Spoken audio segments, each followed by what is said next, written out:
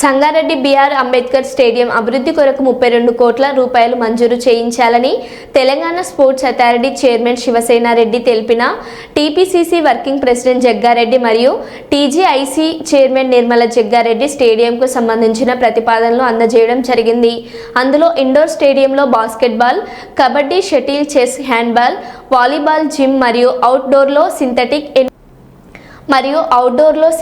800 metres running track, football, hockey, khokho, box cricket అన్ని క్రీడలను అభివృద్ధి చేయటకు గాను సుమారు 32 కోట్ల రూపాయలు ఇవ్వాలని కోరారు. ఈ కార్యక్రమంలో మాజీ గ్రంథాలయ చైర్మన్తో పాజీ Anand Kishan, marketing committee chairman Ramachandar Nayak, Kandi మండల కాంగ్రెస్ పార్టీ అధ్యక్షుడు మోతీలాల్, యూత్ కాంగ్రెస్ నాయకులు కూన సంతోష్, కిరణ్ తదితరులు పాల్గొన్నారు. మేజర్గా ఏంటంటే గత కొన్ని సంవత్సరాల క్రితం మనకు స్పోర్ట్స్ హాస్టల్ ఉండే అవకాశం ఉంటే ఈసారి స్పోర్ట్స్ హాస్టల్ మళ్ళీ ఏర్పాటు చేయాలని, కొత్త బిల్డింగ్ కట్టాలని, అట్లాగే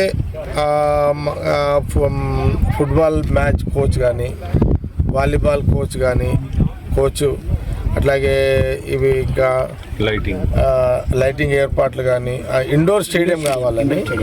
ఈ ఇండోర్ స్టేడియం చాలా పెద్దగా ఉండాలి. ఇండోర్ స్టేడియం కూడా ఏంటంటే ప్రధానంగా అందులో ఇండోర్ స్టేడియంలో badminton, volleyball and indoor stadium ఏమున్నాయి ఇంకా జిమ్, వాలీబాల్, కబడ్డీ, బాస్కెట్బాల్,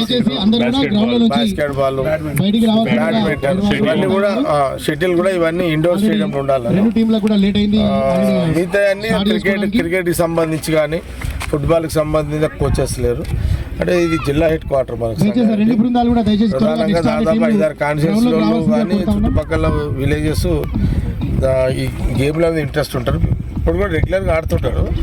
కాబట్టి కొంత మనం దాదాపు అందుకే ఒక 32 కోట్లతో దీన్ని డెవలప్ చేయాలని మన వాళ్ళందరూ, నా సంతు కానీ, సేటు, మన కిరణ్, చాలా రోజుల నుంచి మనం ఇక్కడ. ఇంకోటి ఏంటంటే లోకల్గా డిమాండ్ స్టూడెంట్స్ వైపు నుండి, ఎంప్లాయీస్ వైపు నుండి ఎవరైతే స్పోర్ట్స్ మీద ఇంట్రెస్ట్ ఉంటుందో వాళ్ళందరూ ఇంట్రెస్ట్ ఉంది. మనం పోయిన గవర్నమెంట్లో 10 years ఏం చేయలేకపోయినాము.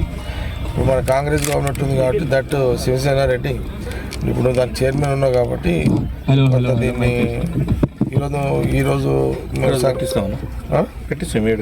ఇది ఒక కొంత పెట్టిస్తే బాగుంటుంది. అది